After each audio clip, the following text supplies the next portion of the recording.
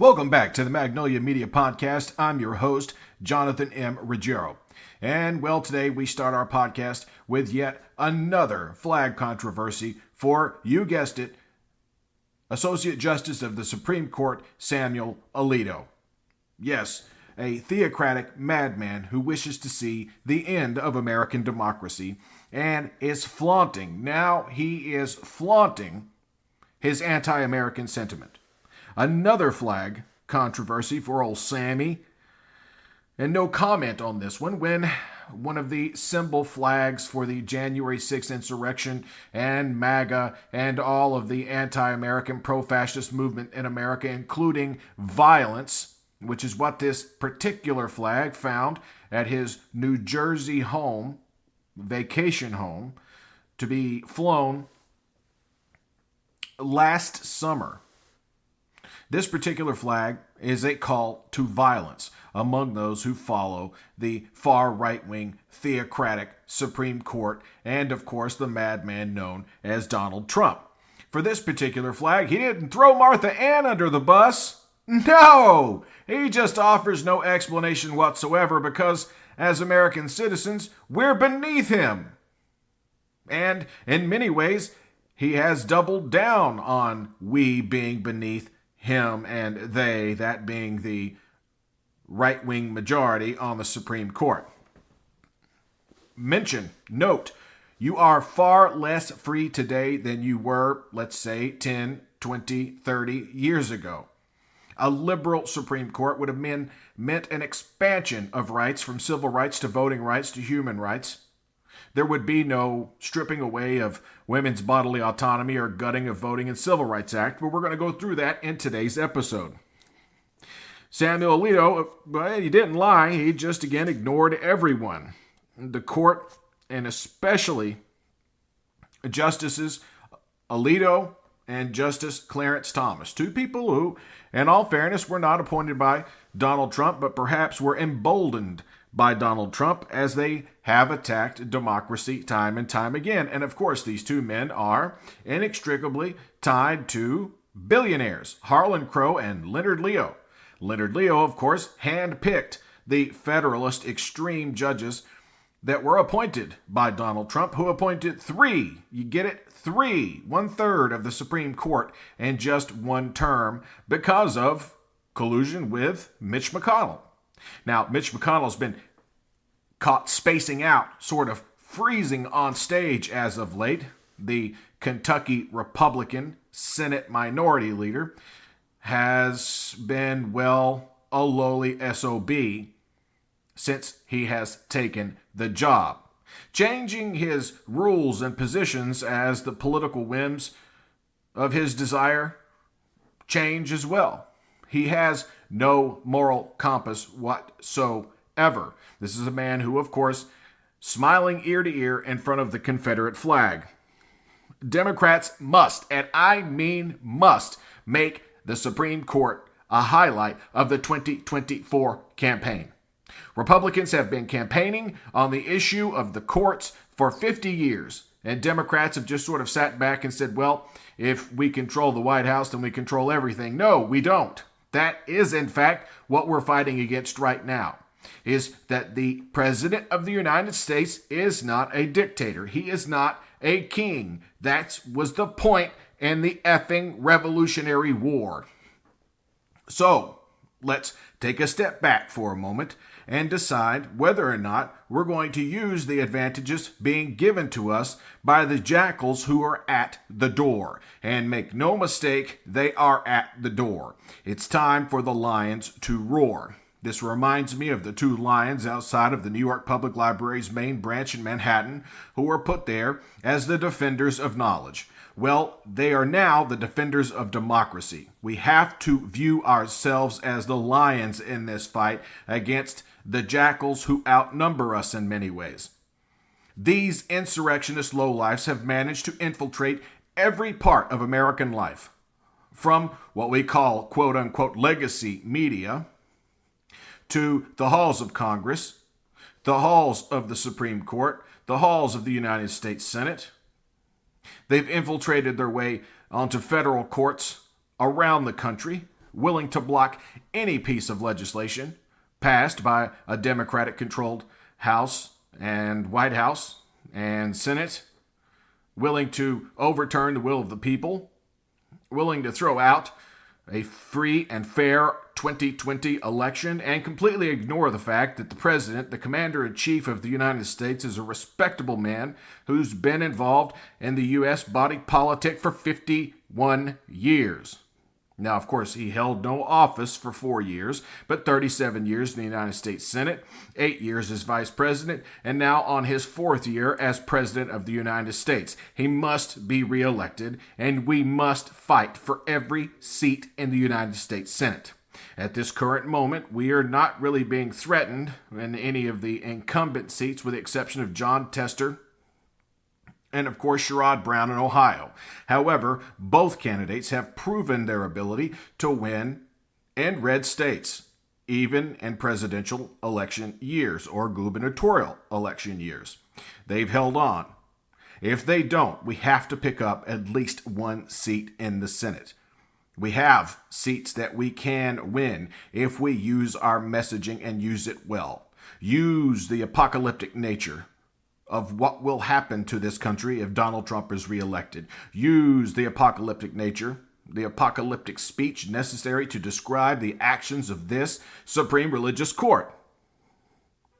Democrats must highlight how much less free we are today than we would be if we had had a liberal Supreme Court, which we should have had after the death of disgraceful Associate Justice Antonin Scalia, the man who essentially wrote this extreme right-wing playbook for the rest of the justices to follow. Even post-mortem, he has an outsized, and when I say outsized, I mean it takes like 2 seats for him to put one ass cheek on each to actually sit on the federal bench.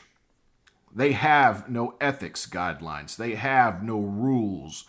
And they are thumbing their nose at the American people, even as their approval rating sinks. What does their approval rating matter?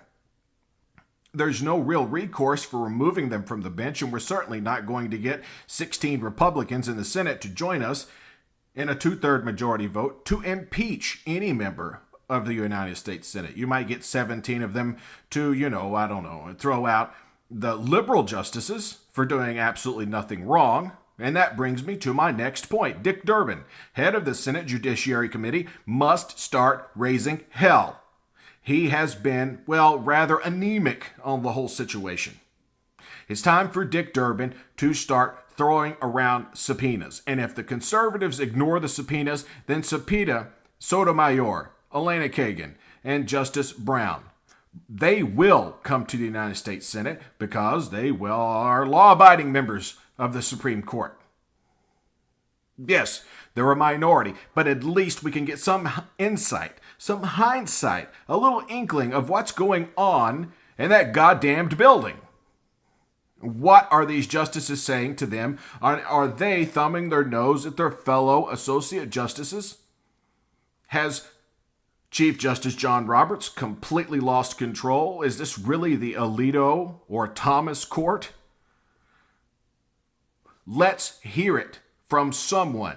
Let's put our foot down, not in a liberal way where we hope that the GOP will just come around and be a fair partner in protecting our democracy. They're not fair partners in protecting our democracy. Their mouthpiece, Tucker Carlson, is going to work for Russian state TV.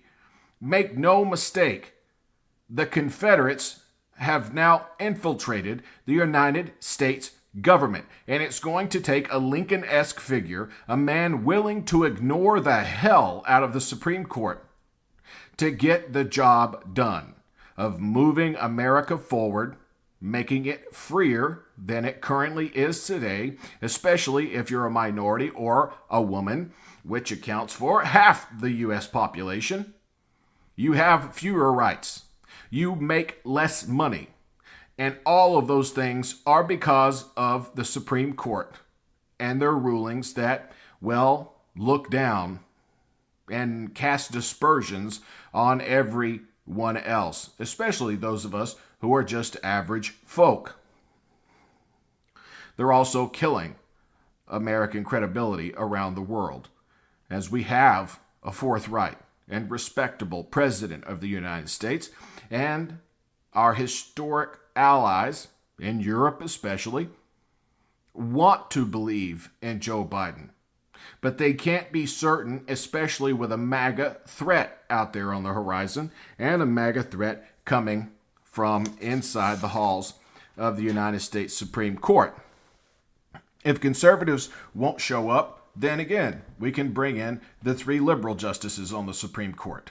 The 3 who actually obey the law, the 3 who actually act appropriately, the 3 who've had no signs outside of their home showing and flaunting their political affiliation.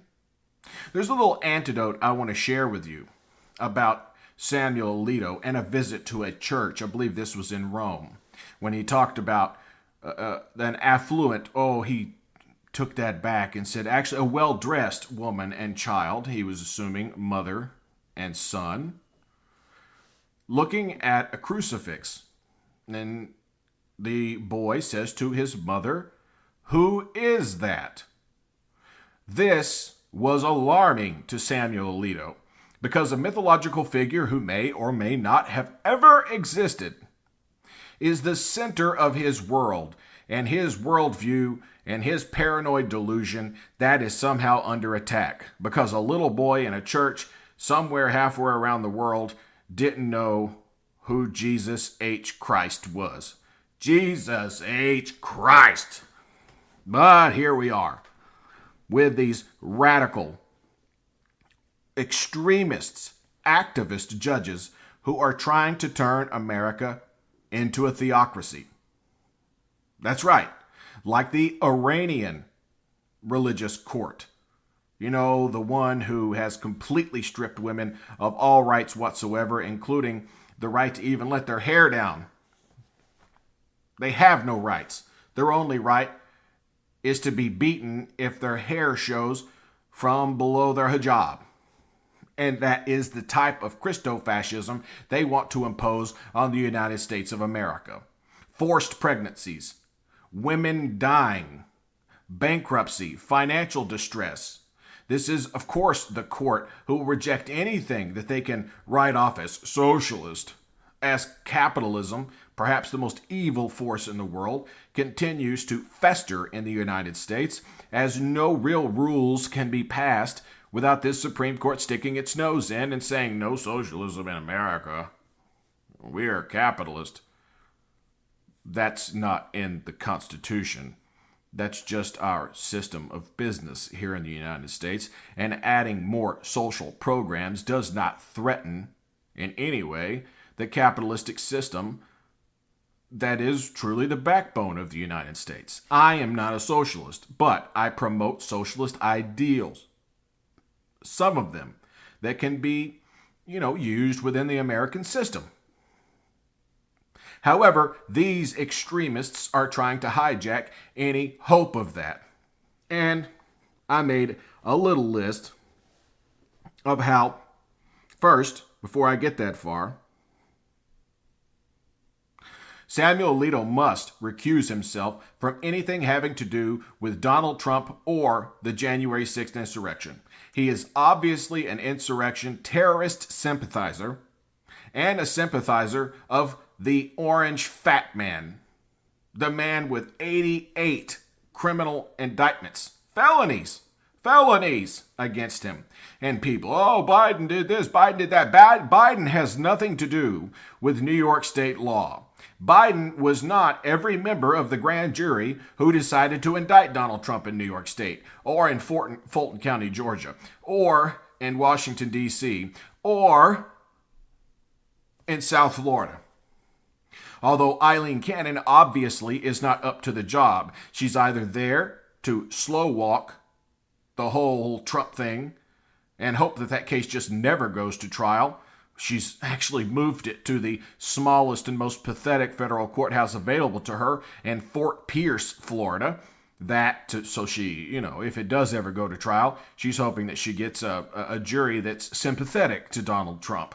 And despite what their eyes tell them and what their ears hear, they might still go along with, Trump stealing thousands of classified documents, including nuclear codes, including Iranian attack plans if we have to attack Iran at some point in the future, and that's looking more and more likely as Iranian terrorist organizations throughout the Middle East continue to, quote, poke the bear.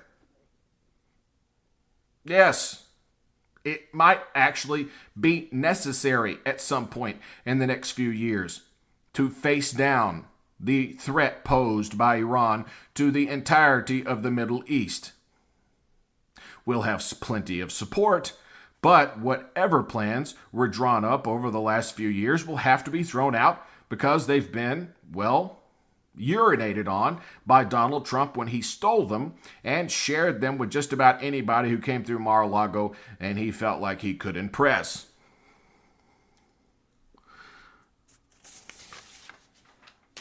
That's where we are. The Biden administration is going to lose anything that comes before this court anyway. So the Biden administration has to be willing to ignore the hell out of anything this Supreme Court says that opposes what they want to do. If Biden wants to forgive billions in student loans, then just forgive them through the Department of Education. Declare it a done matter.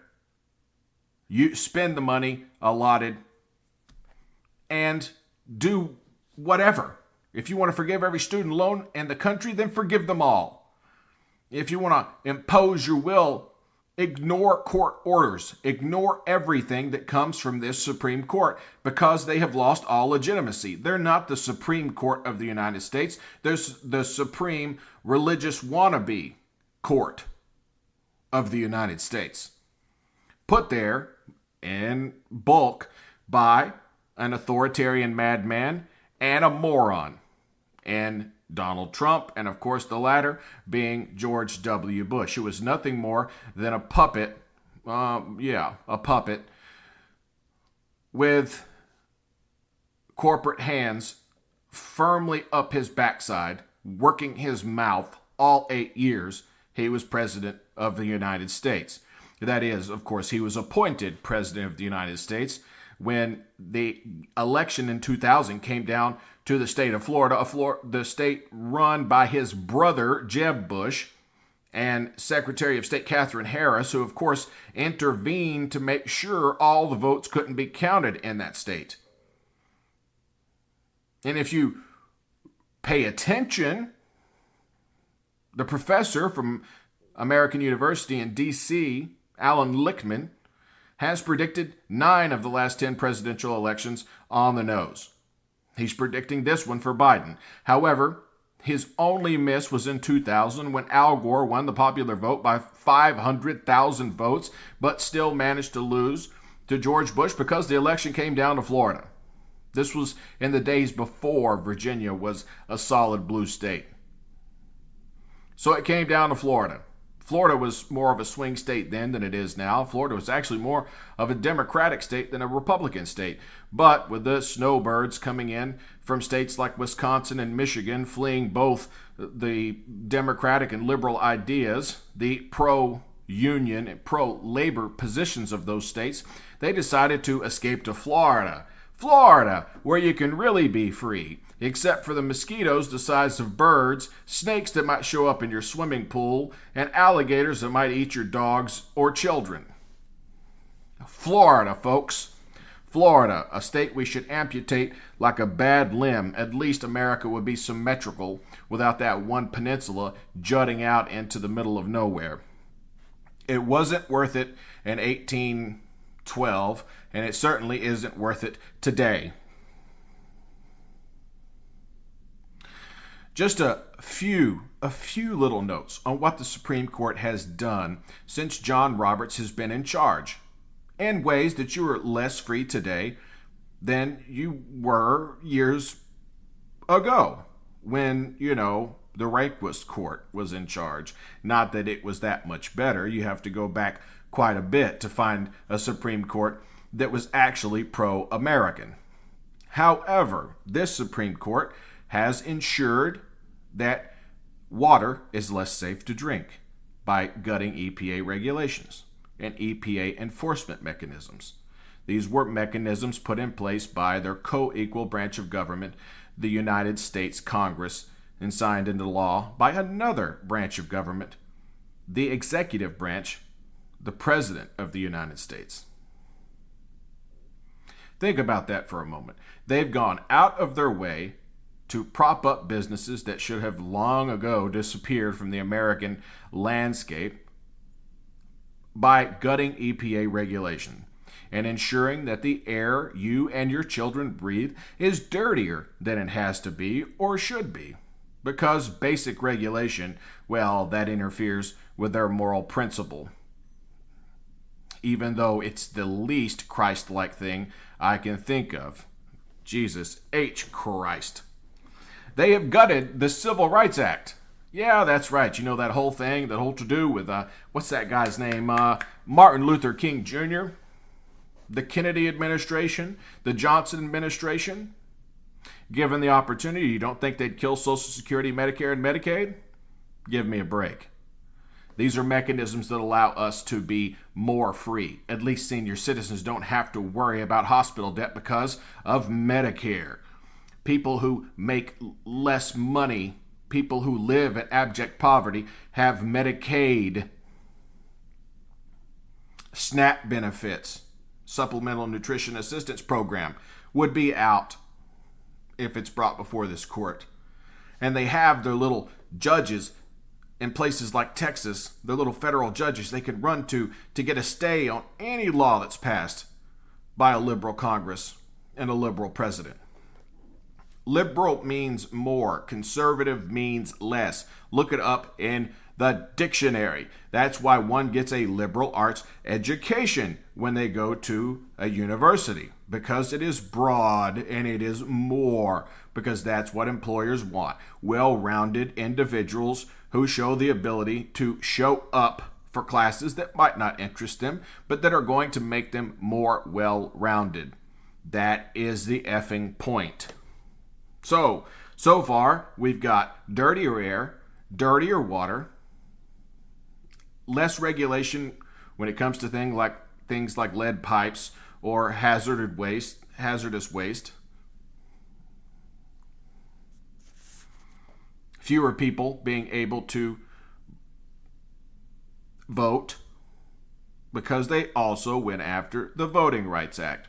Now, the Civil Rights Act allowed them to basically say, look, it doesn't matter if Georgia and Texas target overwhelmingly minority neighborhoods by limiting their access to the ballot, much like literacy tests after the passage of the 13th Amendment. Yeah, that's what they've done.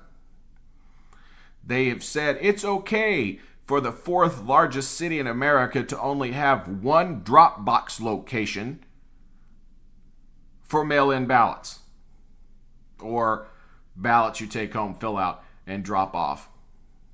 It's going to take a mass movement in this country. People like myself screaming into the void to wake up, because it is getting scary. And as I said before, we're the lions inside the building, and the jackals are growing in number as 50% of this country is epically stupid. The idiocracy these people have managed to embed in their own brains by sitting around and watching Fox, open quote, news, close quote, and have their brain melt. Let's move on the list of things that make you less free in America. Beyond the gutting of the EPA, the clean air and clean water, beyond voting rights and civil rights, they've also upheld heavily gerrymandered racial maps in South Carolina. That just happened today. I'm recording this on Thursday, May 23rd. Is it not enraging to any of you who might stumble across this podcast? Does it not inspire something inside you? It says these people would side with the bloodthirsty NRA over the average American because the right to bear arms is more important than protecting your children.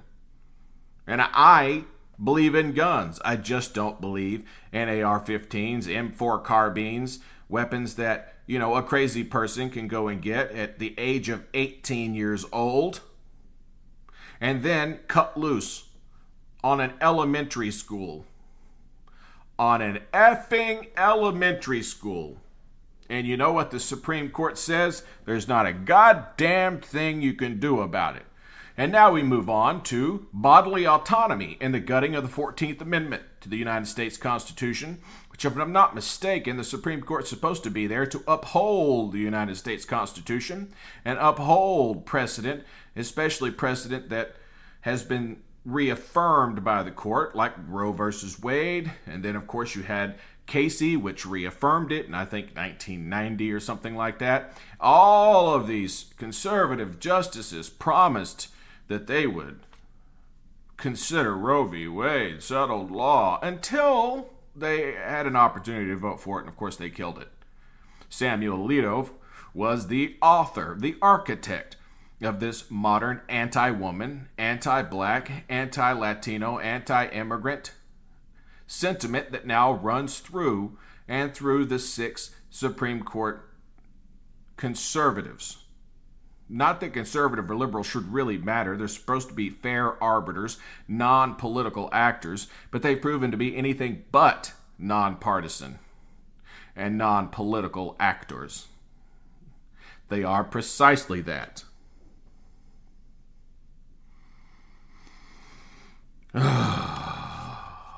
But I digress. So we've gone through the Voting Rights Act. We've gone through the Civil Rights Act. We've gone through the killing off of women's rights in this country. We've gone through the Supreme Court siding with a bloodthirsty organization like the NRA, gutting the EPA, ignoring the fact that they've made the streets, classrooms, churches, synagogues, movie theaters, concert halls, indoor and outdoor, less safe for Americans. When you say goodbye to a loved one who's going to, a concert or to church in the morning, you shouldn't have to worry that they're not going to make it home because a madman with a gun might break in and do, what they've done over and over and over and over again. This comes on the wake of Uvalde, Texas, paying the parents at Robb Elementary a total of $2 million. $2 million total. I don't know how much of that will be taken in legal fees. Not to mention it's going to be split over however many parents or loved ones, siblings, whatever. $2 million total, not per parent, not per family that lost someone at Robb Elementary. $2 million total. But don't worry, they're going to build a memorial to dead children. This is Greg Abbott's dystopian Texas. The one where you throw razor wire out into the Rio Grande to catch desperate migrants who get caught up in razor wire and drown because you're a monster. A monster. And I don't accept the term illegal alien in the first place because human beings are not illegal. We're all the same. We just have slightly different views based on where we were born. We have different norms society to society, but simple facts remain the same. They want to feed their family. They want housing, clothing, food, and water. These are the basic tenets of life. America was built on immigrants, on immigration, on the backs of immigrants, and on the backs of those who weren't immigrants but slaves.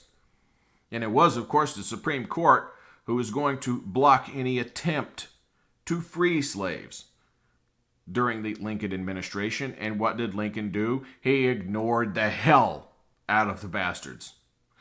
Andrew Jackson told the Marshall Court, the original Chief Justice of the Supreme Court, dating back to our founding in 1836, for a cause that was, well, let's just say not noble, a cause that led to the Trail of Tears. When the Marshall Court told Andrew Jackson, you cannot remove the indigenous people of Northeast Georgia for your wealthy plantation friends and for their benefit. And he told them, if you have an army, you are welcome to meet me in Georgia. So I say to the Biden administration, much like Lincoln said, it's you and what army? Go ahead and make your empty ruling. It doesn't make any difference to us whatsoever. So, liberals have to highlight the absurd neoconservative Christo-fascism that's run rampant through the United States Supreme Court and many of the lower courts. We're going to have a complete rehaul to stave off what is coming down the pipe, which of course is more extremism, more violence, more attempts to overthrow elections where their candidates simply don't win, and liberals resigned to just sort of deal with it.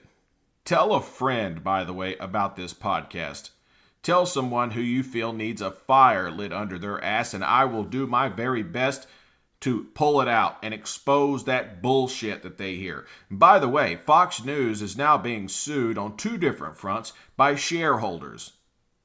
One in I think a dividend lawsuit, and one in a class action lawsuit, because they have betrayed people who trusted them in a fiduciary role to protect their investments when they bought stock in Fox News.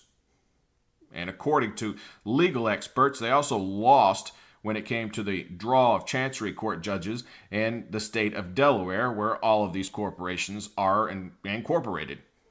Because Delaware has the best business law of any state in the country.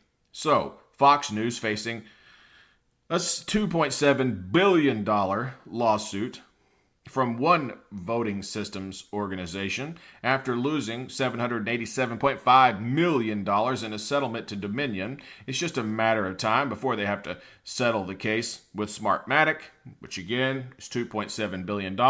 And then they have multi-billion-dollar lawsuits coming down the pipe from people who've been screwed by the lies, the blatant lies told by, yeah, you guessed it, everyone at Fox News. And not a true believer among them, especially if you read the court transcripts, the things that were brought into light through discovery process from the Dominion lawsuit. Again, the one that was settled for $787.5 million. Or the lies told about Ruby Freeman and Shay Moss, the election workers, the poll workers, in Fulton County, Georgia, who've had their lives turned upside down by the little psychopath that is Rudy Giuliani.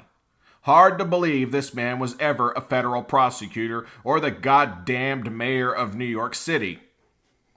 He's a little, fat, pretentious thug who is finally having the whip cracked on him, or at least it appears that way, in bankruptcy court, as he has flaunted the rules of the bankruptcy court, which allow him $43,000 a month on which to live, and instead Rudy spent $120,000 a month since January. Of course, the ruling came in December. Now there's no more appeals, there's no more time, someone will be put in charge of it, and by the way, he just got arrested again for his involvement in trying to overturn the election in Arizona. He even flaunted that. on camera while the police, or rather the process servers from Arizona, were looking for his little chubby ass with the hair dye running. Even in a courtroom in Wisconsin, when he's attempting to challenge the results of a free and fair election, Rudy Giuliani would make our list of most evil bastards on earth if we had one today. And I believe the only true believer over at Fox News is probably the guy who replaced Tucker Carlson, and that, of course, is former harasser of journalists, former harasser of women who brought or indicated that they were going to bring sexual harassment suits against Bill O'Reilly, and of course that's Jesse Waters. Outside of that, we have the court documents from the Dominion lawsuit to prove that no one at Fox News believes a word they are saying. That includes Jeanine Pirro, that included Tucker Carlson, that includes Sean Hannity, that includes the whole list of MAGA faithful over on Fox News who, for 3 decades now, have been poisoning the brains of Americans, making them believe that what's actually really, really, really bad for them, their families, their wives, their daughters, their sons, whatever, is really good for them. That Reaganomics which is about to leave 2.5 million people who retire this year completely high and dry and abject poverty, while 10% of the retired population in America lives in abject poverty as it is, because they want to reinforce the failed Reaganomics. Yeah, Reaganomics. Hadn't heard that in a little while, have you? It's been all about Bidenomics, which has been a huge success, a huge win for the American people. But the S word, and by that I don't mean shit. I can just say that. Socialism. We need some form of democratic socialism. And we can still have capitalism. We still have capital markets. But we need what they would call socialism on the right in the United States, so that, people don't retire and have to eat dog food.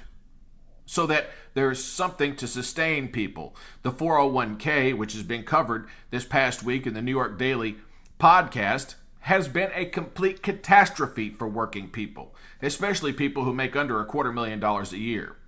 And another thing, those earners who make between $250,000 and $500,000 a year, they are taxed into oblivion if they live in a place where they can actually make that much money. Big cities, for example, those people will work until they drop. Doctors, attorneys, scientists who make that $250,000 to $500,000 salary and are being taxed at over 50% by the time you add consumer taxes, city taxes, local and state taxes, and of course the federal income tax rate, which is regressive and attacks the poor while rewarding the rich, especially those who, inherited all of their wealth. I mean, they do everything in their power to kill off generational wealth because they know ultimately it's going to benefit the people they hate the most, their own viewers over at Fox News. They also made that clear, that they wouldn't want to be within 10 yards of the average Fox News viewer, that they consider them fat, stupid, illiterate. How in the hell could they believe any of this shit that we're feeding them? But they just keep opening their mouths, so we'll just keep shoveling it right on in.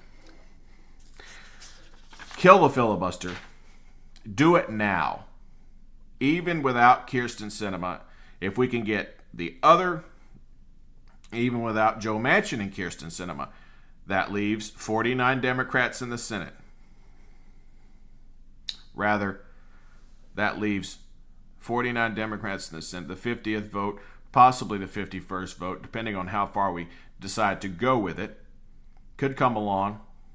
If we could, get Joe Manchin to get on board with it, who says he won't, but let's push him a little bit because his political career is almost over anyway, and I'm sure there's a backroom deal that would feed money to his son's company somewhere to get him to agree to being that 50th vote, Kamala Harris being the 51st vote, kill the filibuster, expand the court, and put these sons of bitches back in their place. We have to re-elect President Biden. We must. Without it, American democracy's over and you won't get a chance to vote in another election. And there are going to be a lot of Republicans who jump ship because they hate Donald Trump. But Oh, not Nikki Haley. Not Nikki Haley. Oh, Nikki Haley, you awful tumor of a person. You decided that you just, had to be relevant in today's politics when 10 years down the road, there's a good chance anything affiliated with the stench of Donald Trump, from Marco Rubio to Marsha Blackburn and the Supreme Court justices, will be considered toxic by the American people because, we go through these cycles. We had the Satan scare in the 80s and early 90s. It lasted about 9 or 10 years. Well, we're on the 9th year of Trumpism in the United States, which reared its ugly head in 2015 after it came down those tacky golden escalators in that building that'll be owned by New York State pretty soon called Trump Tower. The one where he said his penthouse apartment on the top floor was 33,000 square feet when it was just over 10,000 square feet, where he lied and lied and lied and lied and lied. And of course, Democrats didn't do ourselves any favor by running Hillary Clinton in 2016 against Donald Trump. We should have had a more charismatic, stronger candidate, perhaps Joe Biden then.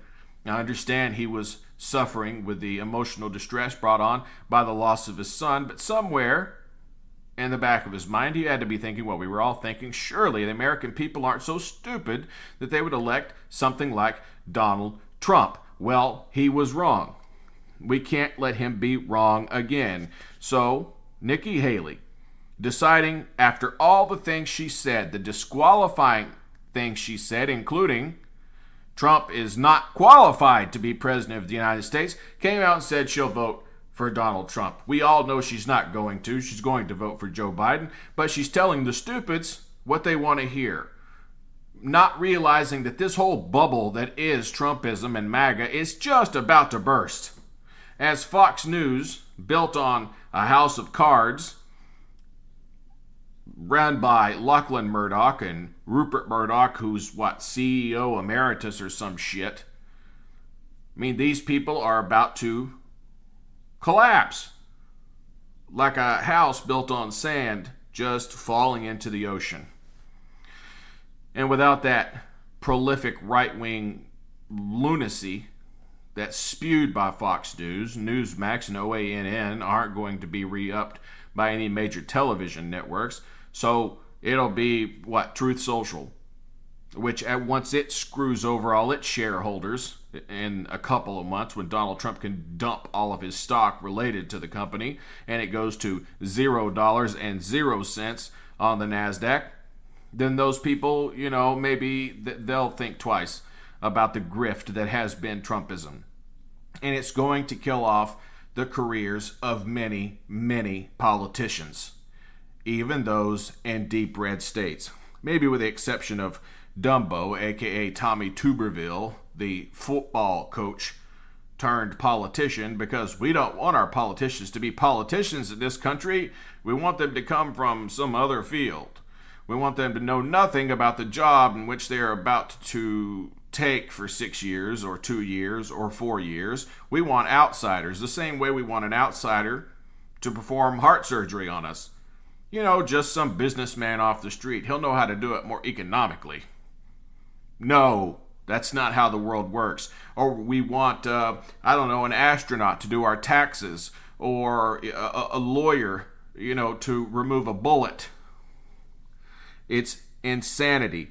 Nikki Haley, the Wicked Witch of the West, a woman who is deeply embedded in the hate movement that's taking place in this country and is very much a neo-Christo-fascist, a woman who would have quickly, in a heartbeat, signed a national abortion bill and stopped contraception from being passed around in the United States, making the entire United States essentially Calcutta under the rule of the evil banshee that was Mother Teresa. Sorry, Martha, didn't mean to throw your name out there. Martha's got nothing to do with it. It's Mother Teresa. One of the biggest scams, one of the biggest con artists of the last century, and, taking money from the Duvalier family, who was absolutely raping the nation of Haiti at that time, taking money from Keaton Savings and Loan just as that bastard went to prison and not giving back a penny of it because it was all going to this poor little Polish woman, this hag, who's out there pushing this agenda that, AIDS isn't as bad as contraception. Contraception's the real problem here. And we could spend an entire episode beating up on the ridiculous and outrageous statements made by Nikki Haley when she capitulated to the Nazi that is Trump and his unified Reich. Look that one up. Yeah, unified Reich in 2024. Talking about a Reich in 2024. This is Hitler speak. This is Nazi speak. People are going to die, and they are going to die en masse at the hands of Donald Trump if he is reelected.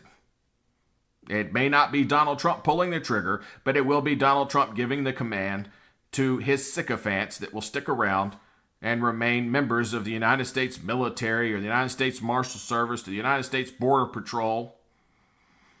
That's what's coming. Something major and something tragic if this SOB is allowed anywhere near the levers of power in this country again. Not to mention, we'll probably see a nuclear weapon fired for the first time since Hiroshima and Nagasaki.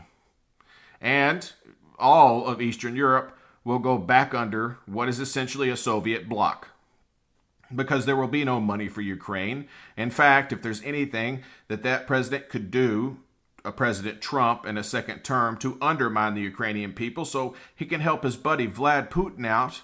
Oh, Vlad, I believed him. He looked me in the eyes and he told me no, so you turn your back on your 17 intelligence agencies in the intel community in the United States and say, well, Putin's not behind it because I'm sharing a stage with him. Instead of confronting an evil idiot, an evil, evil little bastard, the way a real president like President Joe Biden has pushed right up against him chest to chest and said, yes, Ukraine can be the battleground, that's fine. You want to spend dollar for dollar? We'll bankrupt your entire country. You want to throw men at these well-trained soldiers trained by the United States, and soon they'll have air support provided indirectly by the United States because, after all, they are, F-16 fighter jets made in the United States, but they'll be coming from Poland, or Abrams tanks, or Leopard tanks coming from Germany. I mean, they're going to have a major offensive, a chance to save Ukraine. It's coming. It's coming soon. They just have to kind of wait out this period, allow their reinforcements to come, allow the training to be completed, and in about 6 months, move on Russia so they can dictate the terms of peace, including taking back all of their original territory and as much of Crimea as possible and putting Vladimir Putin back in Moscow. And I don't care about their nuclear tests, this, that. We're getting ready for a nuclear launch just in case. They're not going to fire a nuclear weapon and completely alienate the only partner they have in the world in China. Not to mention the backlash and the fallout that would come from the United States. I don't know when they produced their last nuclear weapon in Russia, but they haven't had any money in 40 years, so I'm guessing it's been a minute, and we know the average nuke in the arsenal of the Russians is 50 years old. While the United States has fewer nuclear weapons, but they are state-of-the-art and can actually be used in a conventional war because they don't have the same fallout and radiation rates as the other bombs. But they are catastrophic. And we have submarines floating all around the world ready to strike at any moment. That's why we have all those empty, missile silos, because a missile doesn't have to be a football field long anymore in order to carry a nuclear warhead. One last note. Bad news for conservatives across the pond in Great Britain. Rishi Sunak announcing snap elections. Now, those are elections that 6 weeks and 2 days from now will occur on July 4th in Great Britain. That's the way their system works. They call them snap elections. There was going to be election by January at the latest anyway. He decided to have them now, while, the Conservative Party, the party preferred by the royal family historically, is as unpopular as they've been since the mid-90s when Tony Blair swept into power and the Labour Party, took over Parliament completely. It's going to happen again.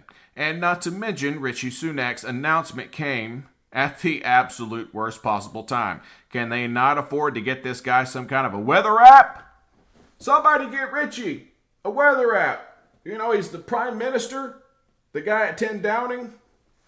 So they'd know that the heavens were about to open and buckets of rain were about to pour on his head while he made this huge announcement. Because, of course, they've had 4 prime ministers in 5 years as the Conservatives continue to toil through the self-imposed abdication of their duties when they decided to have a Brexit referendum, which by the slimmest of margins passed. And since then, it's been turmoil for the Brits. Remember, the unemployment rate is triple that of the United States. The inflation rate is triple that of the United States.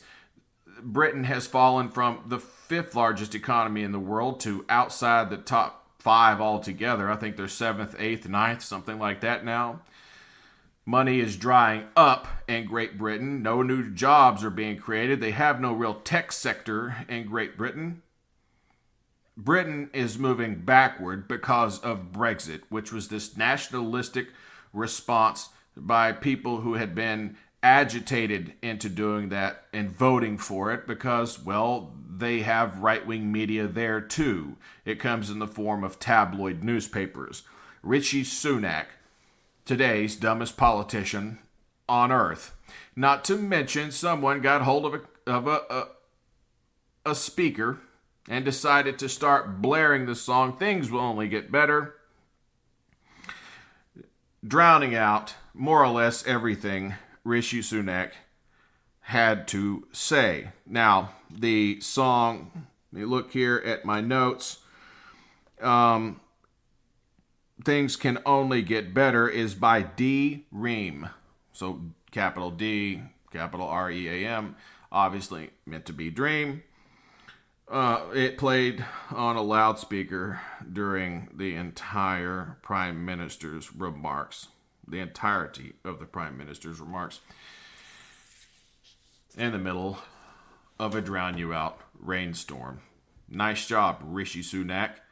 An extreme right-winger from across the pond whose Conservative Party is about to lose control of, our second closest ally. Because you notice the news narrative is our closest ally is whoever's screwing up the most at that moment. Whether it's Great Britain, our closest ally, or Israel, our greatest ally. No, we are Israel's greatest ally. We are what keeps Israel in business. We are the thing that has allowed Israel to act with such indiscriminate attacks on innocent people, blowing up hospitals, starving people to death. Meanwhile, Hamas has been raping and torturing people they took hostage on October 7th. There are no good guys on either side except for the innocent people of Gaza, which, with every bomb that destroys a house or a neighborhood or a hospital or traps Doctors Without Borders or blows up a World Central Kitchen supply truck, with every one of those bombs, more terrorists are being created. More people on the global stage, including here in the United States, who no longer support the state of Israel. Now, I can't speak for American Jews. I'm not going to attempt to speak for them. But my comments about the nastiness happening in Hamas among the Iranian terrorist groups like Hezbollah, the Houthi rebels in Yemen, the Iranian-backed terrorist organizations and militias that have popped up in Iraq and Syria in the last few years. All of this being instigated by essentially a powerless country in Iran. And at some point, it may come time for the United States to actually face them down, along with partners like Saudi Arabia, the UAE, with the exception of Qatar, which would typically be an American ally in this situation. But they've actually been a safe haven for the Hamas leaders, who the International Criminal Court is now considering criminally charging with starvation on the Israeli side and with war crimes on the Hamas side. Something to consider. And with that being said, this has been an episode of the Magnolia Media Podcast brought to you by the Magnolia Media Network. If you enjoyed today's podcast, tell a friend about it. We're trying to get to 1,000 listeners. 1,000 listeners a week is our goal. That's a small goal. It's not a lot. But if we can get 1,000 listeners a week, we can grow this podcast exponentially with your help. It also helps to go to patreon.com/Magnolia Media Network. I thank you so much. And I am your host, Jonathan M. Ruggiero. Tune in tomorrow for more, as we'll have updates on America's dumbest. Until then, be well.